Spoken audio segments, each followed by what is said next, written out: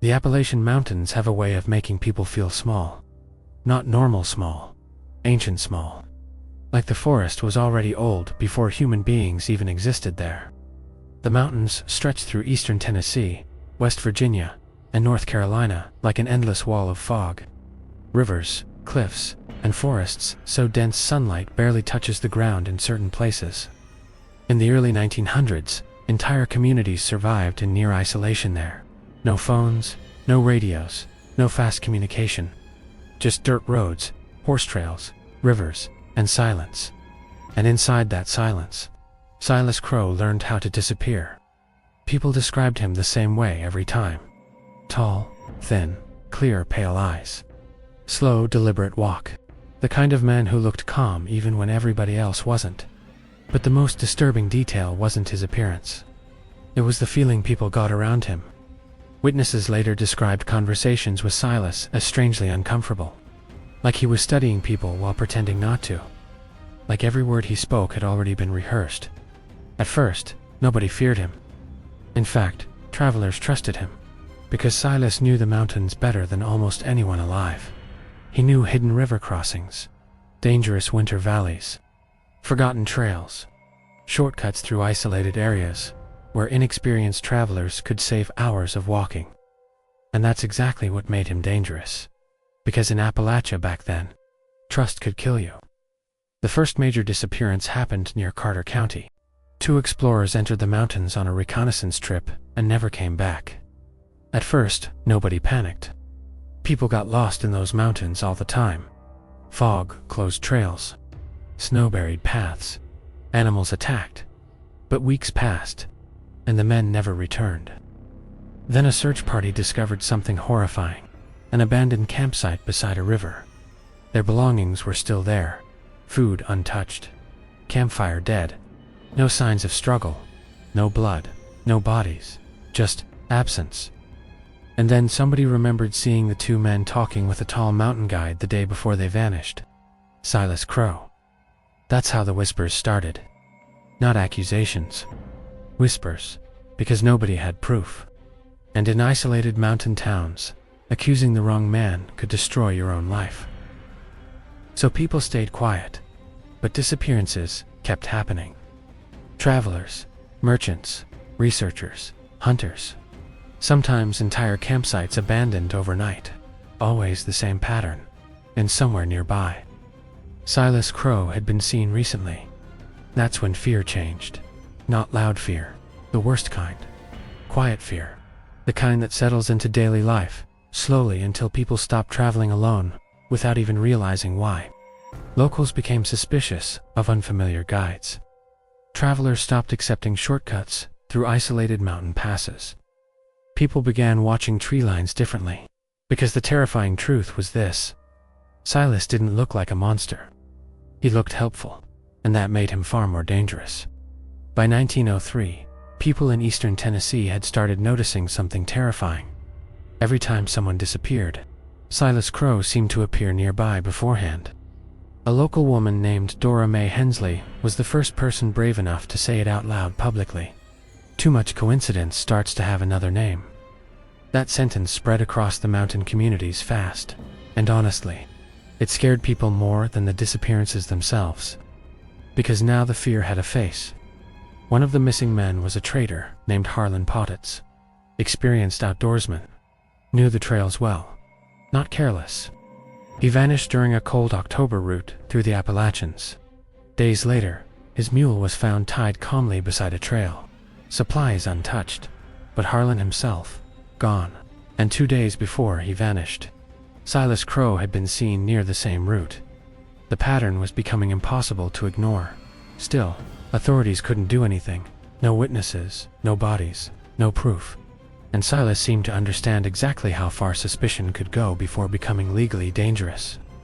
That's what terrified people most. He was patient, calculated, cold. There was one trail in particular he used constantly. A narrow, dangerous shortcut locals eventually started calling Crow's Pass. It saved travelers several hours. But the trail had a reputation. People described strange feelings there. Movement between trees, branches snapping with no wind. the sensation of being followed. Most dismissed it as imagination, until more people vanished. That's when a blacksmith named Wesley Callum became obsessed with stopping Silas Crow. Wesley had lost family to those mountains, and unlike everyone else, he refused to stay quiet. Instead of accusing Silas publicly, Wesley began tracking him silently, watching patterns, mapping movements, talking discreetly to merchants, hunters, road workers, travelers, and what he discovered chilled him. Silas specifically targeted isolated travelers, outsiders unfamiliar with the mountains, small expeditions, people desperate for guidance. Then he'd offer help naturally, alternative routes, safer paths, guiding services. Nobody realized until too late. The mountains themselves had become part of his trap. Wesley Callum tried warning authorities repeatedly. Nothing happened, because the Appalachians protected Silas better than any hiding place ever could. The forests were too vast, the communities too disconnected. Information traveled slowly, and every winter erased evidence beneath snow, mud, and rivers. Silas understood the mountains better than law enforcement ever would. That realization broke people psychologically, because they weren't hunting a man anymore. They were hunting somebody who moved through the wilderness like he belonged to it. By 1911, authorities finally found something important: a hidden cabin connected to Silas, deep inside the Tennessee foothills. But when officers reached it, the cabin was empty. Not abandoned in panic. Organized, clean, prepared, like Silas already knew they were coming. That discovery terrified investigators, because it meant he wasn't just surviving. He was monitoring them too, watching suspicion grow, adapting, anticipating, and then suddenly, Silas vanished completely from Tennessee. Months later, reports started appearing from other Appalachian states, West Virginia, North Carolina, remote mountain communities. Witnesses described the same man: tall, clear eyes, slow walk, asking strange questions about isolated trails and river crossings. That's when investigators realized something horrifying. Silas had expanded. The Appalachian Range stretched across multiple states with poor communication between law enforcement agencies. And Silas was using geography itself to escape detection. No fake identity needed. No elaborate disguise. Just distance, forests, and silence. By then, the fear surrounding his name had changed completely. People stopped speaking about him loudly. Parents warned travelers quietly. Mountain guides became objects of suspicion, and isolated trails felt different afterward, like something had poisoned the trust between people forever. Everything changed in winter 1912. A deputy named Thomas Briggs finally took the reports seriously. Unlike previous investigators, Briggs studied patterns. He built communication networks between mountain counties, tracked sightings, mapped trails, compared disappearances. For the first time ever, someone was hunting Silas the same way Silas hunted travelers, patiently, methodically, and slowly. The net started tightening. Reports came from mountain outposts: a tall stranger fetching water near remote trails, campfires found in isolated foothills, signs of somebody moving constantly through secondary mountain routes. Then winter snow changed everything, because snow records movement, tracks, patterns, mistakes. For the first time in years, the mountains were working against Silas instead of protecting him. Authorities assembled teams quietly, not large search parties. Small, experienced mountain men, people who understood wilderness movement deeply. Then came the breakthrough. Wesley Callum received information about activity near Silas's original Tennessee territory. That detail mattered, because when humans panic, they return to familiar places. Investigators realized Silas had been pushed back toward the mountains he knew best, and for the first time in over a decade, multiple counties coordinated together.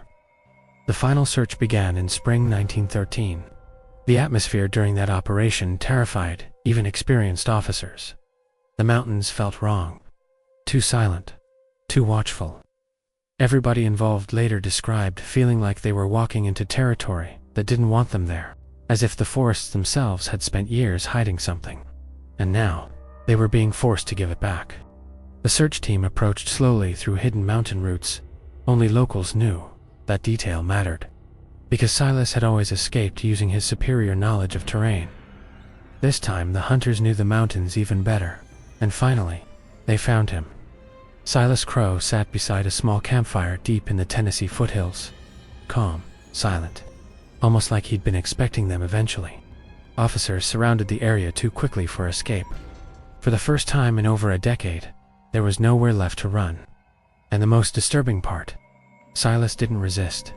He simply looked at the men around him with those same cold, assessing eyes witnesses had described for years, then allowed himself to be arrested quietly. No panic, no anger, nothing. Like he had already accepted the outcome mathematically. But even after his arrest, the nightmare wasn't over, because authorities still lacked proof for most disappearances. No bodies, no witnesses, no complete answers. The Appalachian Mountains had hidden those secrets too well. And that's what makes the story terrifying, even today. Not just the possibility of what Silas Crow did, but the realization that the wilderness allowed it to happen for years. The forests erased evidence, rivers carried away traces, snow buried mistakes, and silence protected everything else.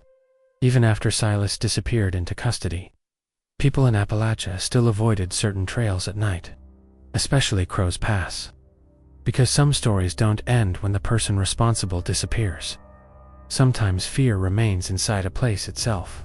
And according to locals in eastern Tennessee, there are still abandoned trails in those mountains where people suddenly feel watched for no reason. Places where conversations go quiet instinctively. Places where even experienced hikers begin walking faster without understanding why. Because deep down, the Appalachians never truly gave all their secrets back.